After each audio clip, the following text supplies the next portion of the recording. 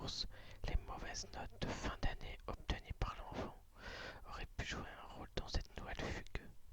Harold Metcalf, directeur de l'école de Derry, a refusé de donner des précisions sur les résultats scolaires du garçon, en faisant remarquer que cela ne regardait que lui et sa famille.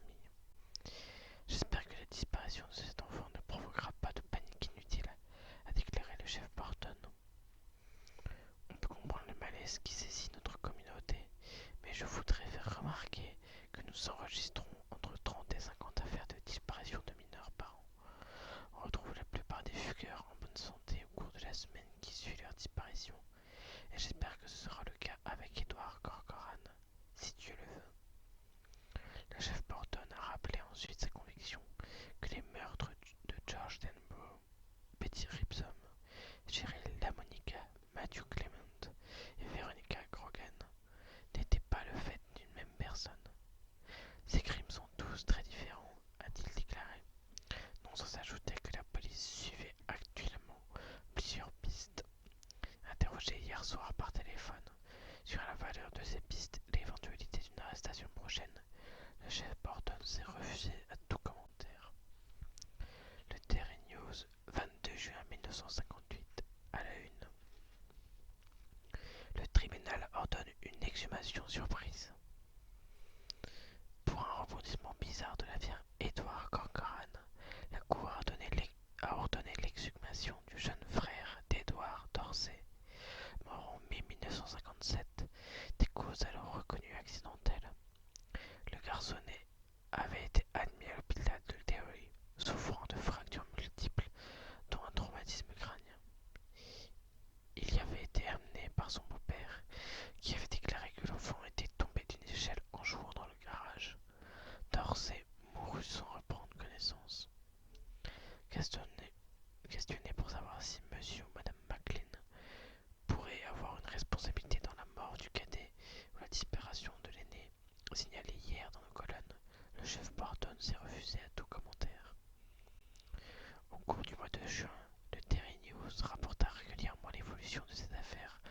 Tout d'abord l'arrestation de McLean, accusé du meurtre de son beau-fils, Dorsey Corcoran.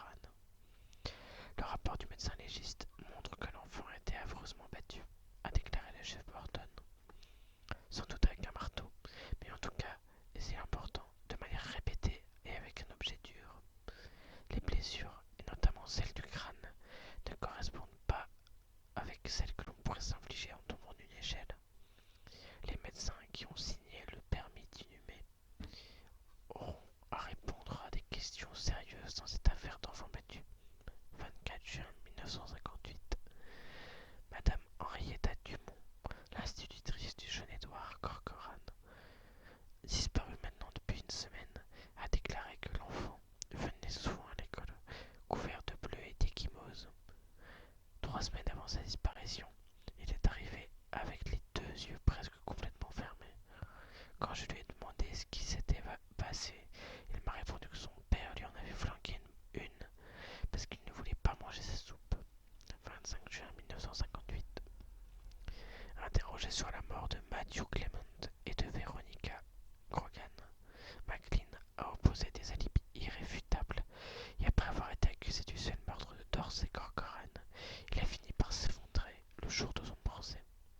Il a reconnu avoir battu le garçonnet de 4 ans avec un marteau sans recul, qu'il a ensuite enterré au fond du jardin avant de conduire l'enfant à l'hôpital. Un terrible silence s'était abattu sur la cour, tandis qu'en sanglotant, McLean dévidait son histoire après avoir prétendu n'avoir battu ses beaux-fils qu'occasionnellement, pour leur propre bien. Je ne sais pas ce qui m'a pris. Je l'ai vu monter une fois de plus sur cette foutue échelle. Alors j'ai pris le marteau qui traînait sur l'établi et j'ai commencé à le frapper avec. Mais je n'avais pas l'intention de le tuer, je le jure devant Dieu. Vous a-t-il dit quelque chose avant de perdre connaissance? Question de l'avocat général. Il m'a dit: Arrête, papa, je te demande pardon, je t'aime, a répondu McLean. La crise de larmes de l'accusé prit ensuite de telles proportions que le président du tribunal dut prononcer une suspension de séance. 24 juillet 1958. Où se trouve Edward Corcoran? Titrait le Derry News du 18 septembre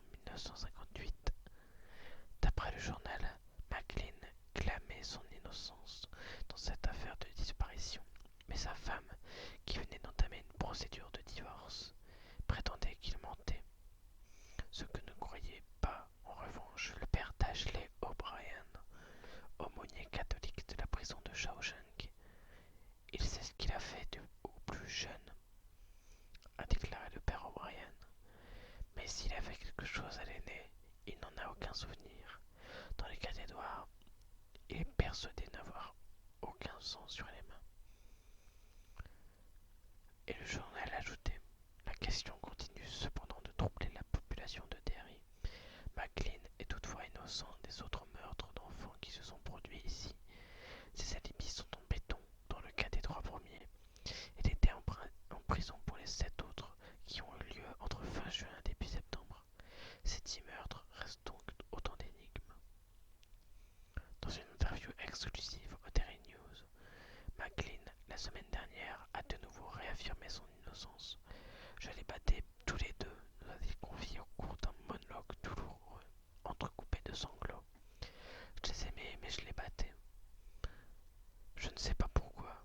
J'aurais pu tout aussi bien tuer Édouard, mais je jure devant tous les saints et Jésus lui-même qu'il n'en est rien. Je crois qu'il s'est enfui, et si tel est le cas, je dois en remercier Dieu. À la question de savoir s'il n'était pas sujet à des trous de mémoire, il a répondu: jamais, autant que je sache. Je n'ignore pas ce que j'ai fait. J'ai voué ma vie au Christ et je vais passer le reste de ma vie à essayer de m'en racheter. En 1960, on retrouva un corps extrêmement décomposé que l'on crut être à un moment celui d'Edward Corcoran, et en juillet 1967, McLean se donna la mort dans la prison de Falmouth. Il avait laissé un message qui laissait supposer un état de grande confusion mentale, d'après le chef de la police de Falmouth, mais ce dernier refusa d'en dire davantage.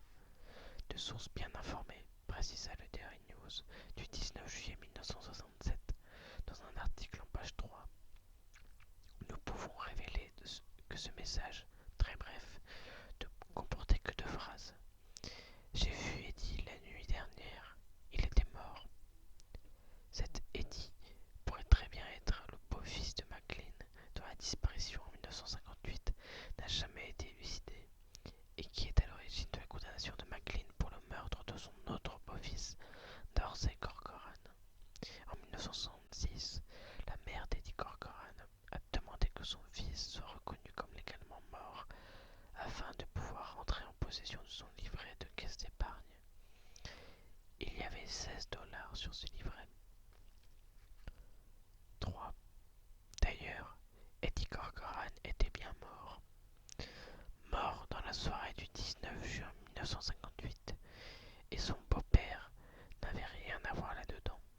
Il mourut pendant que Ben Hanscom regardait la télé chez lui avec sa mère, tandis que celle d'Eddie Kasprak appliquait sa joue sur le front de son fils avec anxiété à la recherche de sa maladie favorite, la fièvre fantôme, pendant que le beau-père de Beverly March, un personnage qui, par son tempérament au moins, présentait de nombreux traits communs avec celui d'Eddie et de Dorsey Corcoran, l'incitait, avec un vigoureux coup de pied au derrière, à sortir de son chemin et aller faire cette putain de vaisselle. Pendant que Mike Hanlon se faisait injurier par des grands du lycée, dont l'un d'entre eux serait un jour le père d'un remarquable échantillon d'humanité, John Webby Garton, le casseur d'homosexuels, qui passait dans une vieille Dodge sur la route de Witcham, tandis qu'il désherbait le jardin de la petite maison familiale, pas très loin de la ferme du père cinglé de Henry Bowers, pendant que Richie Dossier jetait un coup d'œil aux filles en tenue légère d'un exemplaire de la revue Gem, trouvé dans le tiroir aux sous-vêtements de son père, ce qu'il faisait copieusement bander, pendant enfin que Bill Denbrough lançait, horrifié et incrédule, l'album de photos de son frère mort à travers la chambre. Bien qu'aucun ne se souvint par la suite de l'avoir fait, tous levèrent la tête à l'instant précis où mourut Eddie Corcoran, comme s'ils venaient d'entendre un cri lointain. Le Daily News avait eu au moins raison sur un point. Le carnet de notes d'Eddie était assez mauvais pour qu'il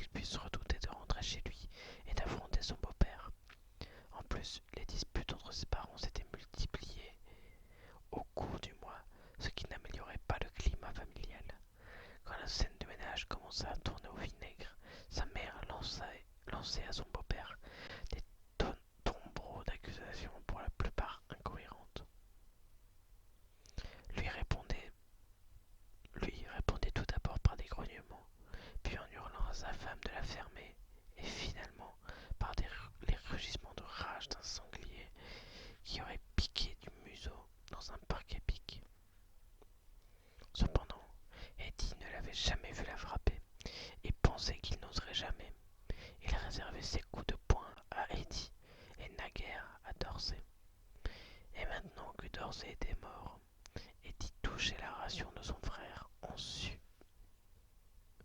de la sienne. Ces affrontements hurlés se produisaient par cycles, avec un emballement vers la fin du mois, quand les factures dégringolaient. Il arrivait de temps en temps qu'un policier, appelé par les voisins, fasse une apparition pour leur dire de la mettre en veilleuse, ce qui en général suffisait à les calmer. Sa mère n'hésitait pas à provoquer le flic et à le mettre au défi de l'embarquer, mais en règle générale, son beau-père ne mouffetait pas. À son avis, son beau-père avait peur des flics, et Eddie adoptait un profil pas pendant ces périodes de tension. C'était plus sage, vous ne croyez pas? Regardez ce qui est arrivé à Dorsey. Dorsey, de son point de vue, s'est trouvé au mauvais endroit au mauvais moment. Le garage, le dernier jour du mois. On expliqua à Eddie que Dorsey était tombé de l'échelle. Je l'ai bien dit 100 fois de ne pas grimper dessus, avait ajouté son beau-père. Mais sa mère ne le regardait plus qu'accidentellement.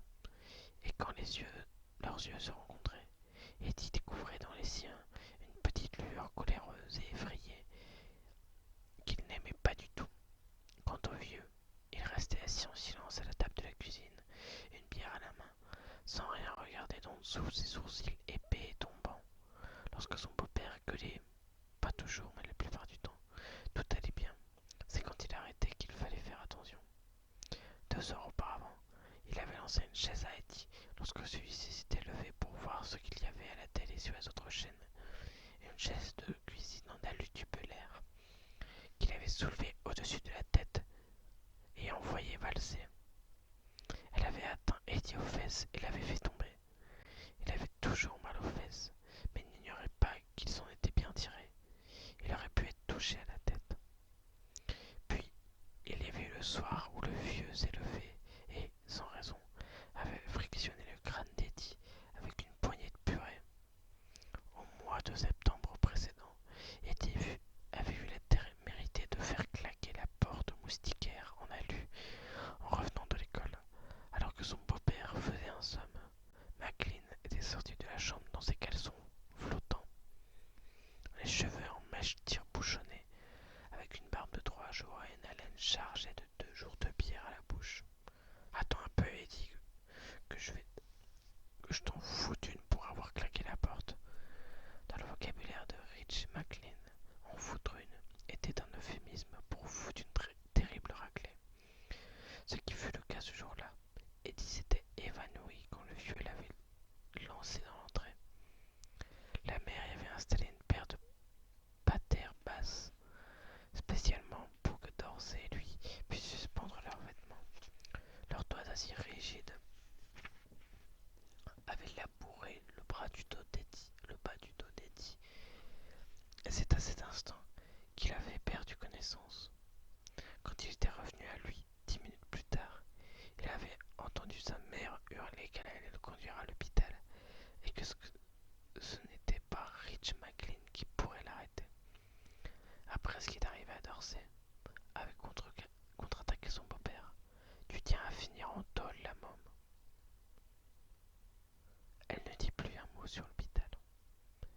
Elle aida Eddie à regagner sa chambre et à se mettre au lit où il resta, tremblant de tout son corps, des gouttes de sueur perlant sur son front. Au cours des 3 jours suivants, il ne quitta la chambre que quand il se retrouvait seul à la maison. Il se traînait alors lentement jusqu'à la cuisine, avec de petits gémissements, pour prendre la bouteille de whisky de son beau-père sous l'évier.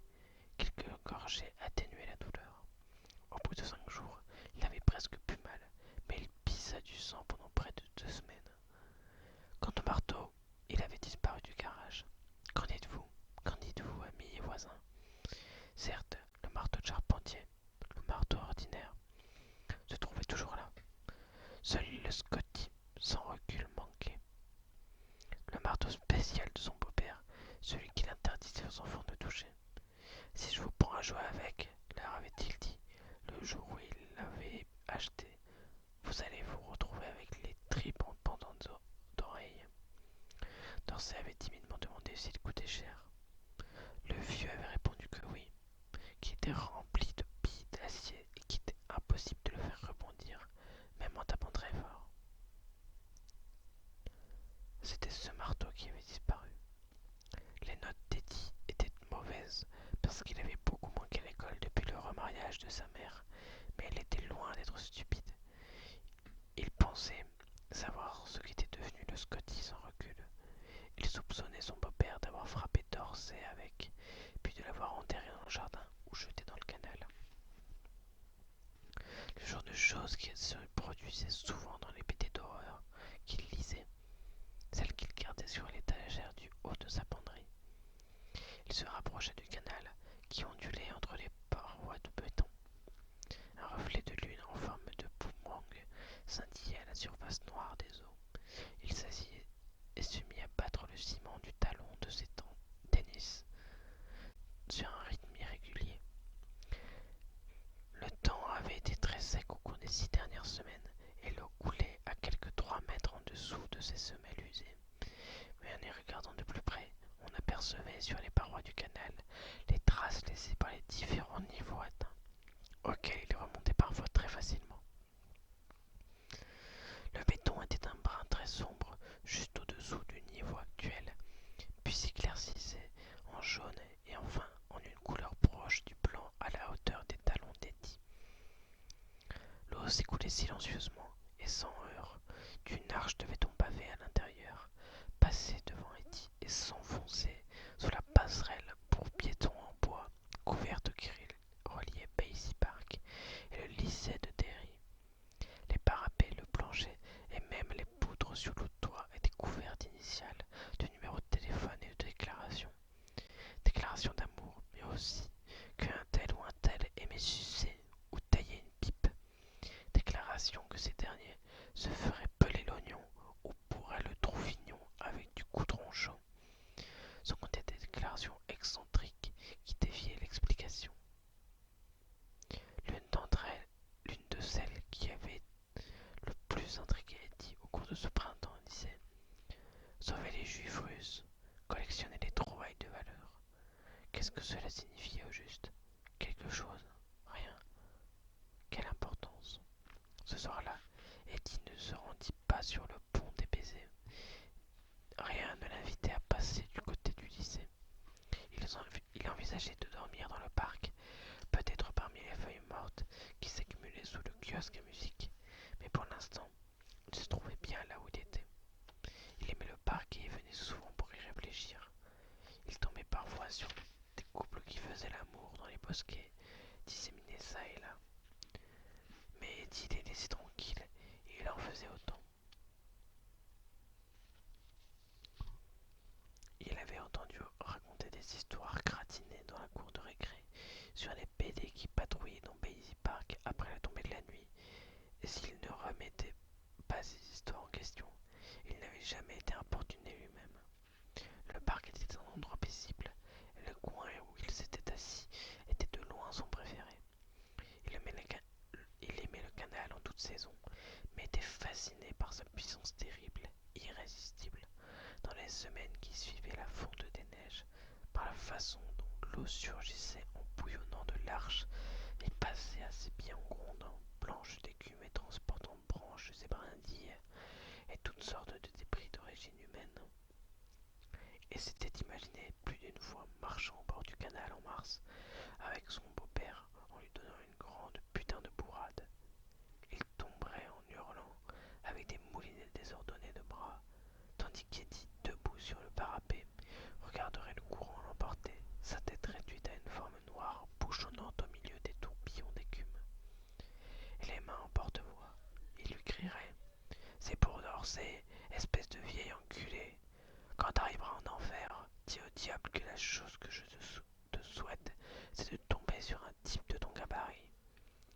Jamais il ne le ferait, bien entendu, mais c'était un fantasme immensément satisfaisant. Le rêve idéal au bord de ce canal. Une main se referma sur la cheville d'Eddie.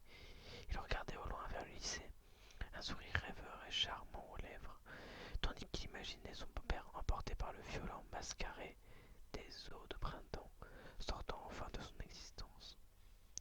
La brise, douce mais ferme, le surprit tellement qu'il faillit perdre l'équilibre et tomber dans le canal.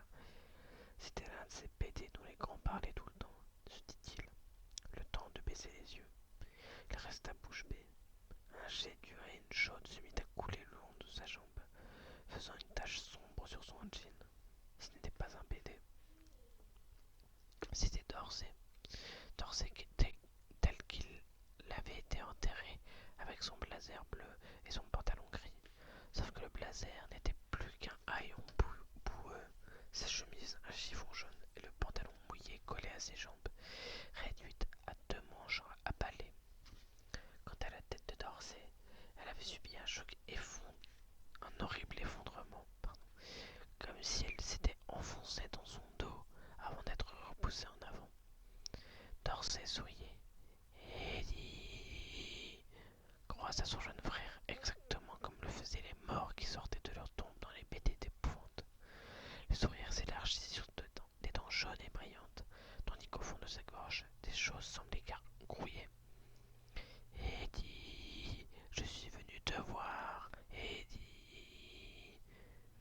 Eddie voulut crier. Grisâtre, des ondes de choc roulèrent sur lui, et il eut la curieuse sensation d'être en train de flotter. Mais ce n'était pas un rêve. Il ne dormait pas. La main qui tenait sa chaussure avait la blancheur d'un ventre de truite. D'une manière ou d'une autre, Dorsey devait s'agripper au béton par ses pieds nus. Il avait l'un des talons arraché. Viens en bas, Eddie. Il n'arrivait toujours pas à crier. Il n'avait pas assez d'air dans ses poumons pour cela, et ne réussit qu'à lâcher un étrange piaulement flûté. Tout son plus fort était exclu. Dans 1 ou 2 secondes, sa tête allait éclater, et plus rien. La main de Dorsey était petite mais implacable. Les fesses d'Eddie commencèrent à glisser sur le rebord en ciment du canal. Toujours poussant le même piaulement flûté, il tendit une main derrière lui et réussit à saisir l'autre angle du rebord en ciment, puis à regagner du terrain. Il sentit la main qui le lâchait, entendit un sifflement de colère et eut le temps de penser. Ce n'est pas Dorsey. Je ne sais pas ce que c'est, mais ce n'est pas Dorsey. L'adrénaline envahit alors son organisme. Il s'éloigna en rampant, voulant courir avant même de s'être relevé, respirant à petites bouffées sifflantes.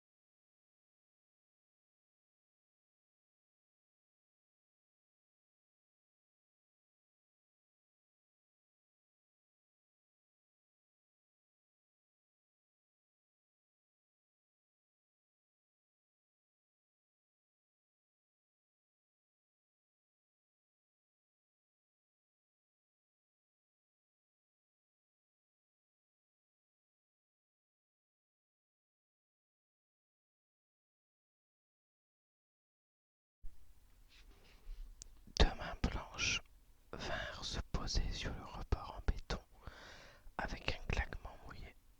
De la peau blême s'élançaient des gouttes d'eau dans le clair de lune. Le visage de Dorsey apparut au-dessus du rebord. Une étincelle rougeoyante luisait au fond de ses orbites enfoncées. Ses cheveux mouillés collaient à son crâne. Des traces de boue striaient son visage comme des peintures de guerre. La poitrine d'Eddie se débloqua enfin. Il engloutit une bouffée d'air qu'il rejeta en un hurlement, bondit sur ses pieds et courut. Il regarda par-dessus son épaule, éprouvant le besoin de savoir ce que faisait Dorsey, avec pour résultat de foncer en plein dans un gros orme.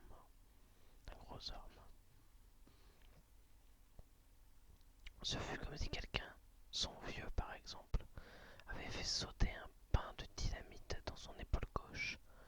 Des étoiles jaillirent et tourbillonnèrent sous son crâne. Il tomba au pied de l'arbre, assommé, tandis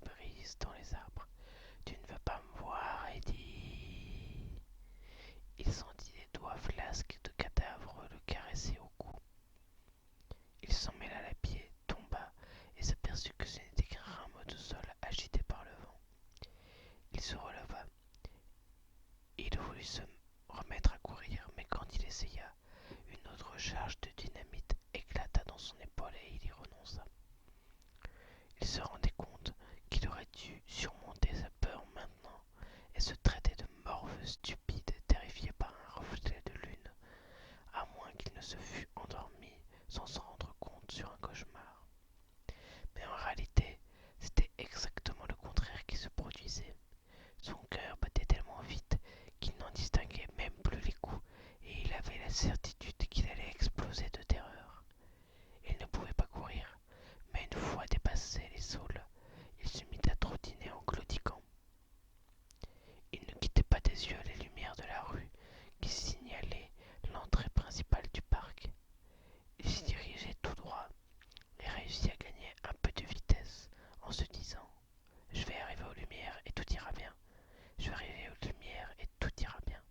Lumière brillante, plus de choses effrayantes. Lumière brillante. » Quelque chose le suivait. Et il entendait qui forçait brutalement son chemin au milieu des saules. S'il se tournait, il allait le voir. Il gagnait du terrain. Il entendait ses pas, une sorte de bruit de frottement et d'écrasement, mais il se refusait à regarder en arrière. Il ne voulait regarder que les lumières. Les lumières, c'était bien. Il n'avait qu'à continuer jusqu'aux lumières. Il s'y trouvait presque déjà. Presque. C'était l'odeur qui le fit se retourner. Une odeur qui le submergeait, comme si l'on avait laissé se putréfier à la chaleur de l'été un énorme tas de poissons. C'était la puanteur d'un océan mort. Ce n'était plus Dorsey à ses trousses maintenant, mais la créature du lagon noir. La chose avait un groin allongé et plissé. Un liquide verdâtre s'écoulait d'entrailles noires qui dessinaient des sortes de bouches verticales dans ses joues. Elle avait des yeux blancs gélifiés et des mains palmées dont les doigts se terminaient par des griffes comme des rasoirs. Elle produisait un bruit de respiration pétillant de bulles. Quand elle vit et qu'Eddie la regardait, ses lèvres d'un verre noirâtre se retroussèrent sur d'énormes crocs en un sourire mort et vide. En se dandinant derrière lui, dégoulinante et brutalement, Eddie comprit. Son intention était de le ramener dans le canal, de l'emporter dans les ténèbres humides du passage souterrain du canal, et là, de le manger. Eddie accéléra. Au-dessus du portail, la lampe au sodium se rapprocha. Il voyait son halo de moucherons et de papillons. Un camion passa, prenant la direction de la route numéro 2. Le chauffeur montait ses vitesses et, terrifié, désespéré, Eddie pensa qu'il était peut-être en train d'écouter Buddy Holly à la radio, une tasse de café en carton à portée de la main, parfaitement inconscient de la présence, à moins de 200 mètres de lui, d'un garçon qui serait peut-être mort dans moins d'une minute. La puanteur, son épouvantable et suffocante puanteur, qui se faisait plus forte tout autour de lui. C'était un banc du parc qui le fit trébucher. Des enfants l'avaient renversé par inadvertance un peu plus tôt dans la soirée, dans leur précipitation pour rentrer chez eux avant l'heure du couvre-feu. Le siège ne dépassait de l'herbe que de quelques centimètres, vert sur fond vert, pratiquement invisible dans la faible lumière de la lune. Il heurta le rebord de ses deux tibias et fut parcouru d'une onde de douleur lisse et exquise. Il s'effondra dans l'herbe. Il regarda derrière lui et vit la créature s'incliner, ses yeux comme des œufs pochés luisants, ses écailles laissant couler une bave couleur d'algue, ses souris s'ouvrant et se refermant au rythme du gonflement de son cou et de ses joues. Arc, croissa Eddie. Le seul son, aurait-on dit, qu'il était capable d'émettre. Arc, arc, arc, arc. Il se mit à ramper, les doigts profondément enfoncés dans la terre, la langue pendante. Dans la seconde qui précéda l'instant où les mains cornées de la créature empestant le poisson se refermèrent sur sa gorge, il lui vint une pensée réconfortante. Ce n'est qu'un rêve. La créature n'existe pas. Le lagon noir n'existe pas non plus. C'est une invention du cinéma. Et puis même, c'est en Amérique